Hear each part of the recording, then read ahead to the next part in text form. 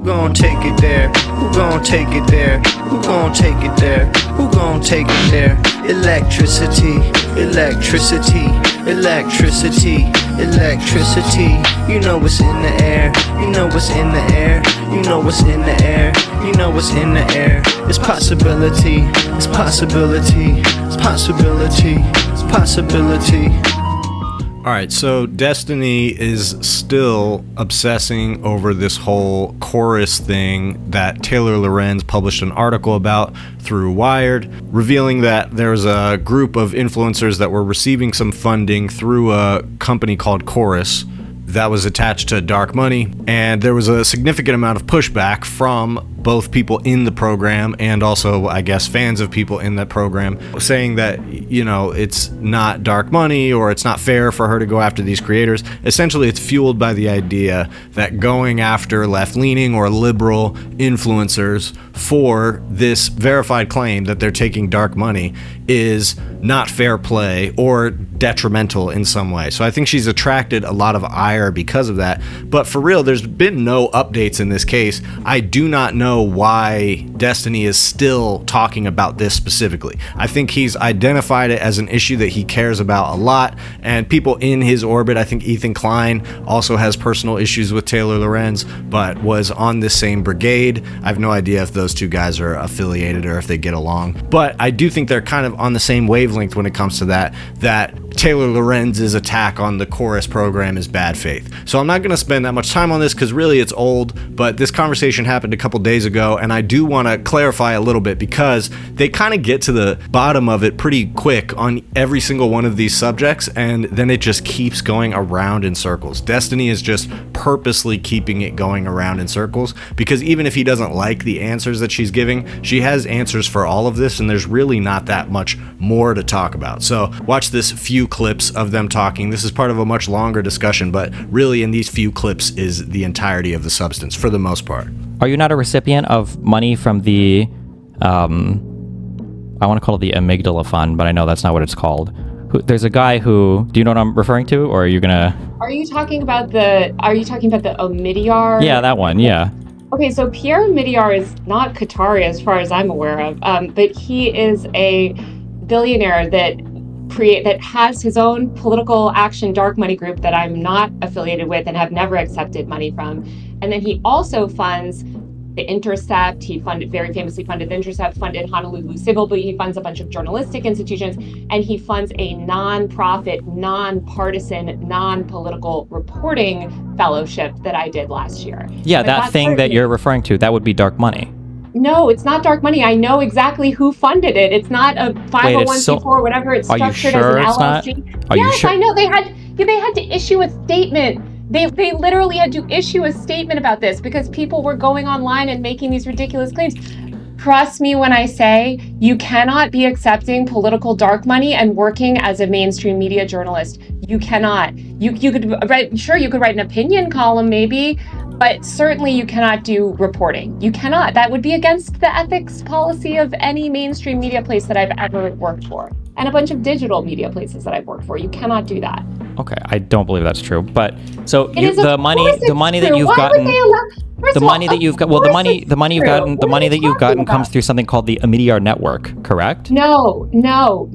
It's a separate. It's a fund that is specifically. It's specifically just a journalistic fund that is for journalistic reporting. So it's not dark money. It's not a dark money arc. A dark money arc, all the money from who knows where goes into a big pot, right? And then it's distributed and you don't know your funders. Yeah, so like the money goes into something called the Omidyar Network. The Omidyar Network launched a program called the Reporters in Residence program, which is what paid you out, right? No. Yeah, here, you can read the last paragraph. Okay.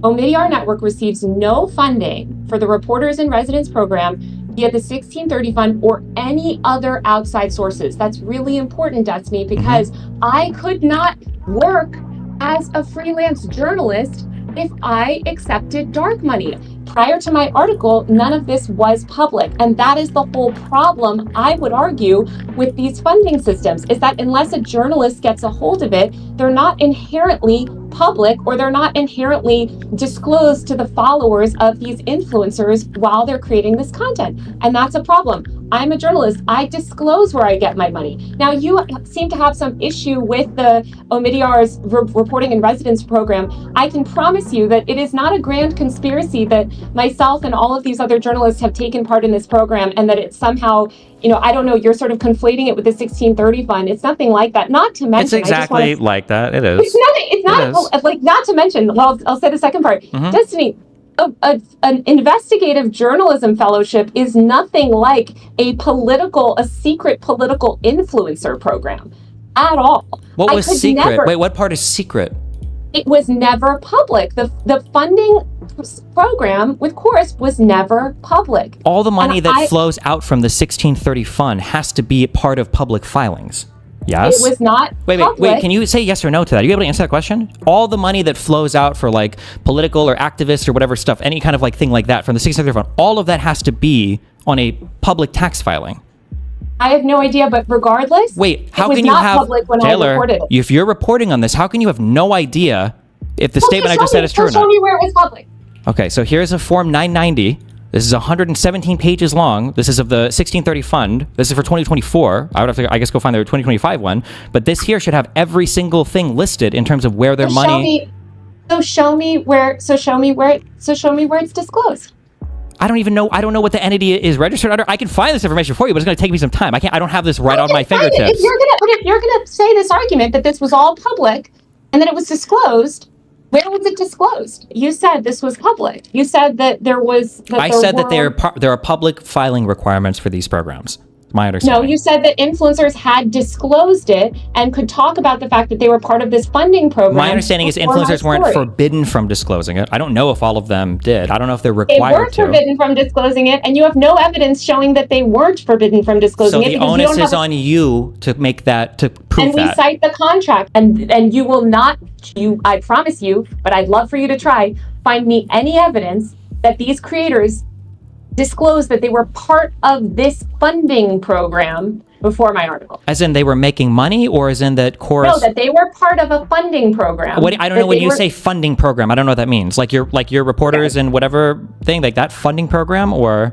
Well, that would be an example of me disclosing funding. Sure. Yeah, that's an example of me disclosing funding. So you could say that, any of these creators were saying, hey, I'm receiving money, or I'm sponsored by XYZ. I'm part of this funding program that's giving me money to,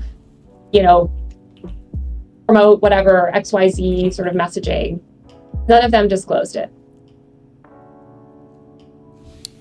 I can go look for more of this. I don't have all of this offhand, but all right. So Destiny, I think, has gotten very good rhetorically at kind of just keeping things going around and around in circles like this. And he would say the exact same thing about Taylor Lorenz. But the fact is that he's the one that kind of keeps coming up against moments where he doesn't have a good answer for what she's saying. Because again, even if he doesn't like her answers or feels like she's being slippery, at the end of the day, she does have answers for all of his questions. And his main contentions come down to, she took money through a guy named Omidyar through a dark money fund that is equivalent or comparable to the one that she wrote about, so that disqualifies her. Her article is not reliable enough because they don't publish the contract specifically, and he says that that's what he needs to see in order to believe the contract, and specifically that it is not true what she wrote, that Chorus creators who were being funded specifically by this funding program that the article is about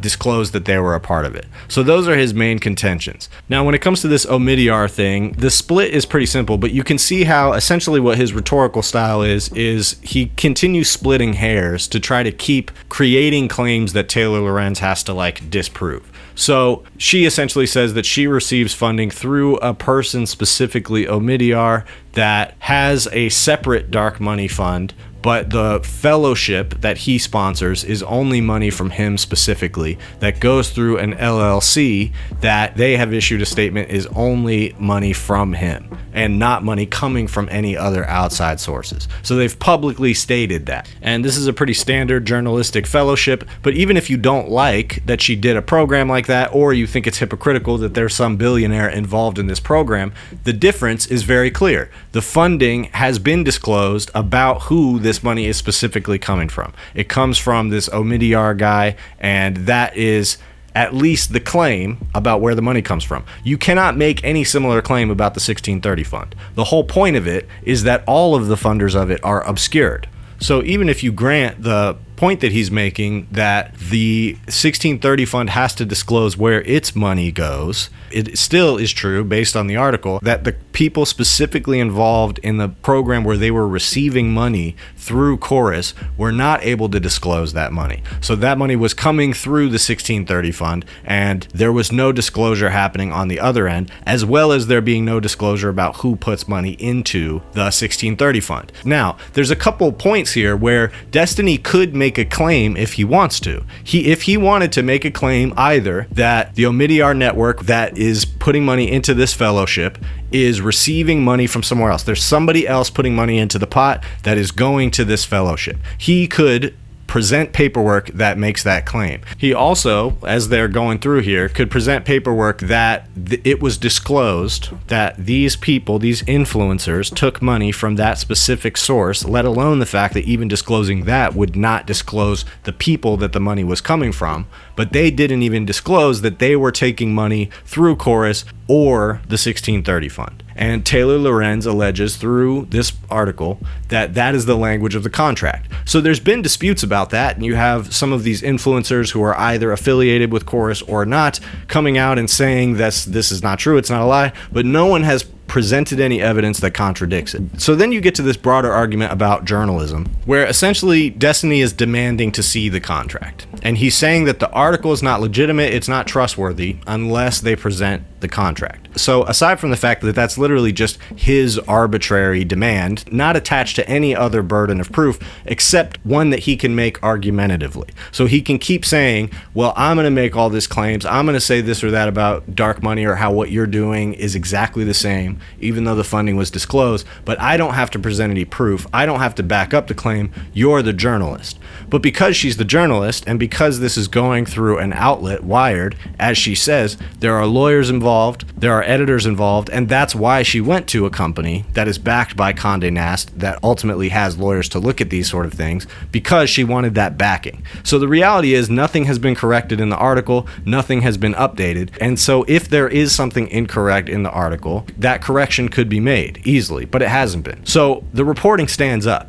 And Destiny's job is to keep coming up with reasons to talk about it or to criticize it or to try to split hairs. But when it comes up to the idea of you should present something that makes your case, you should present some kind of correction to the article. You should come up with something, some piece of evidence that contradicts what's in the article. You could demand that retraction or correction. But he hasn't done that. He hasn't been able to do that because his job is just to talk about it and to suck Taylor Lorenz into talking about it. For what reason, I don't exactly know. I wouldn't know if Destiny is taking money through some source like this. I know he was considering taking a trip to Israel funded by some company there or something like that. So, I mean, that alone, I think, shows the mentality that is coming from people like Destiny, Brian Tyler Cohen, when they're arguing against this, is that they think it should be legitimate for them to take that type of money, dark money and money from sources like that. I suppose the Israel business thing isn't necessarily dark money. We don't know where that comes from. But the point is that they want a company like Chorus to be able to take dark money without the same type of scrutiny that would be applied in other cases. And they want the influencers to not have to answer for that. So that's the reason that they weren't allowed to disclose in the first place. And the problem with that, I know there's people who say, you know, why are we having this argument? And, you know, basically like just let it be and let any group that can grow on the left grow. And I think that's partially true. I don't see the need to spend a lot of time talking about this, except for the fact that I do care very deeply about creating a politics that is separate and apart from this type of dark money funding and these type of corporate schemes and practices. So you can criticize Taylor Lorenz for being a freelance journalist and going through Condé Nast, or for doing this journalist fellowship, which other journalists have done, which again is pretty fully disclosed. The truth is, I want the movement that gets built in this country as a response to Trump era politics and the direction that things have gone. I want that movement to be robust and resilient against corporate influence. And I think in general, separating yourself from corporate and dark money is the way to go. And I do not want too many of these schemes that hide their funding to to be taking up too much space in what is considered to be the left-wing movement. We've already seen how damaging it is for people to consider CNN and MSNBC and New York Times to be the left, because those corporate entities have taken over that space and they dominate that space, and it allows the right to run as far as they can in the rightward direction because corporate media outlets have allowed the floor to be moved to the right. In some cases more reluctantly than others, but we see what's happening with Ellison and the complete ownership that they want to have over CNN and CBS. And so having political arms downstream of pretty much that exact same organization of money, that exact same handful of people, that is then funding creators who are speaking what's supposed to be a left-wing or democratic message.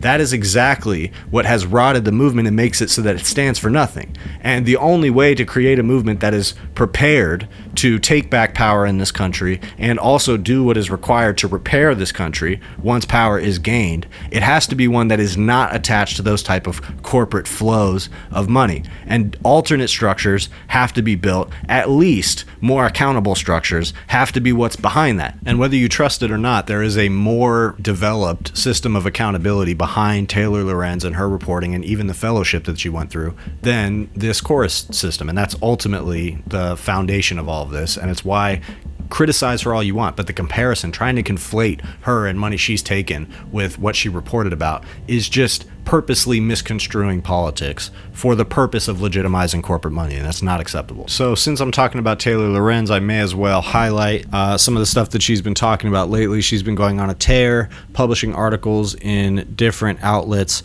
about the same thing that she's been talking about for some months now, which is increasing online censorship and age verification that is being pushed through various laws in various places, not just in the United States, but around the world. Big part of the changing landscape that we're seeing right now is there's a lot of proposals about protecting kids from algorithms and like exploitation from tech companies, and the solution for this is age verification. So the argument that Taylor Lorenz is making is that there's no way to do age verification without essentially identifying every single person and asking for that identifying information, and that is just going to end up being beneficial to big tech. It's going to help them consolidate power and also give them a lot more data to profit from. So it's a privacy risk for users, as well as just being really something that the big tech companies seem to want, even though it's a limit on their ability to just endlessly promote content to children without checking who it is, which is something that they already benefit from. On the other end, their ability to consolidate their databases of who's using their platforms and having that attached to real world information about people, like their identification or even biometrics like their face scans and stuff like that, that essentially just opens up new business doorways for them to make money off of, new ways to sell different types of information. So that's how they're planning to use it, which is why a lot of these big tech companies are actually pushing for these type of quote unquote solutions. And Taylor Lorenz is arguing that the real way to protect consumers is with data protections and privacy protections for children, which I think is true. Now, she's strongly arguing for anonymity online, and I think there's a strong argument for that. I think that it harkens back to the kind of prime of the internet where it was less consolidated and things were more spread out and people had the ability to kind of engage freely on the internet. Now, I think the combination of the consolidation that we've seen with tech companies and the anonymity that still exists